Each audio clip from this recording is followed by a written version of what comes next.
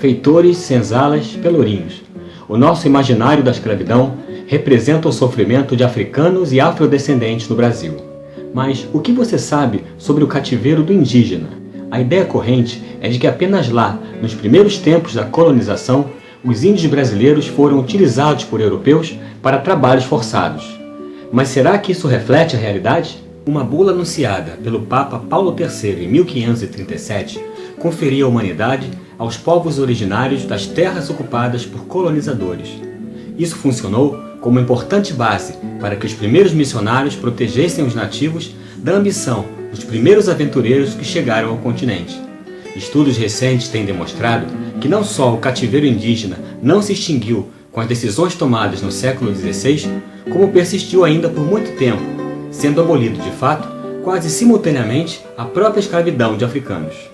Apesar de haver deliberações e ordenamentos proibindo o cativeiro indígena, a vista grossa de certas autoridades levava a uma situação de incerteza, em que as capturas de nativos não cessavam definitivamente, mas também não chegavam a ser um negócio regularizado pelas autoridades. Ou seja, o que prevalecia era a lei do mais forte. Um marco temporal para o fim da escravização do índio foi o século XVIII, quando o mandatário do reino, o Marquês de Pombal, edita um diretório que estabelece em termos legais a proibição do cativeiro dos nativos e delibera que a sua mão de obra seja empregada no regime de trabalho livre. Omisso e obscuro em muitos pontos, a lei acaba não funcionando para coibir a ação de traficantes. Essa ineficiência seria muito prejudicial aos índios, principalmente depois que o próprio Marquês decide expulsar os jesuítas das terras brasileiras, inviabilizando o trabalho realizado nos aldeamentos, o que representou conquistas importantes para impedir a captura e escravização dos nativos. Nos aldeamentos era menor o assédio de bandeirantes. Os índios foram convertidos em trabalhadores nos moldes cristãos. Assim, podiam participar da política de distribuição de mão de obra organizada pela coroa, onde indígenas eram cedidos a engenhos por temporada, ficando entre a condição de aldeado e a de trabalhador livre. A quebra desse sistema, com o fim das missões, deflagrou uma grande onda de perseguição tanto a índios aldeados, já cristianizados, como as etnias que ainda não haviam passado pelo descimento, com o qual supostamente ficavam menos expostos aos ataques de traficantes, mas em contrapartida perdiam completamente a sua condição original, não tendo outra opção a não ser adequar-se aos costumes e rotinas estabelecidos nos aldeamentos.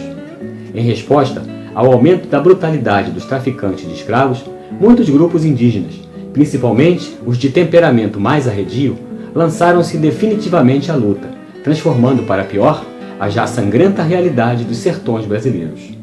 É nesse contexto que entram em cena as chamadas guerras justas, que eram a estratégia de declarar como perigosos os indígenas que partiam para a luta contra os brancos. Os capturados nesses conflitos se tornavam prisioneiros de guerra e eram atirados sem piedade aos trabalhos forçados.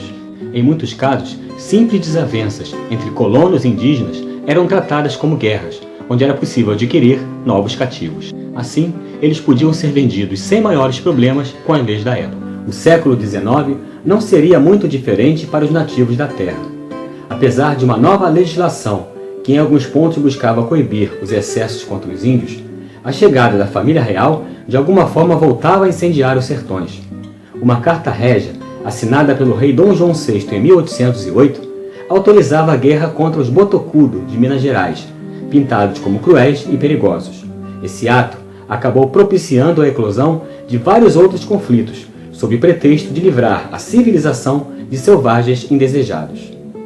Depois da independência, ganha força um discurso que buscava colocar o país na rota de outras nações tidas como avançadas, o que faria dos nativos, mais do que nunca, um tipo incômodo. Muitos presidentes de província estimulavam ações de hostilidade a aldeias próximas às cidades, obrigando muitos índios a fugir pelos sertões, onde acabavam tendo que trabalhar sob o jugo de capatazes, em troca apenas de casa e comida. Uma autêntica situação de escravidão, mesmo com a lei proibindo vender ou empregar indígenas como cativos. Um exemplo de como decisões de líderes locais contribuiu para estender o cativeiro indígena foi a edição de uma lei em 1838 na província do Pará, como consequência dos conflitos da cabanagem, uma rebelião com grande participação de indígenas, mas não apenas deles, que alguns anos antes espalhou violência e morte pelas florestas da Amazônia.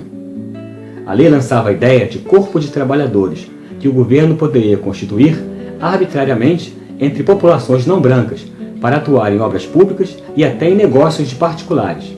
A deliberação vigorou oficialmente até 1870 e não ficou restrita aos sertões do Brasil.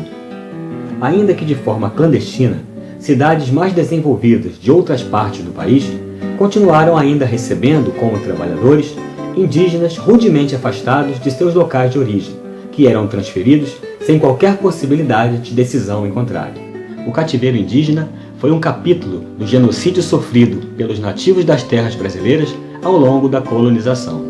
Mesmo não sendo um processo tão institucionalizado como foi a escravidão de africanos, o índio experimentou sempre as duras impressões de quem passa por essa situação: a coação, a apropriação da sua força de trabalho e a destruição do seu senso de pertencimento a um povo ou a uma cultura.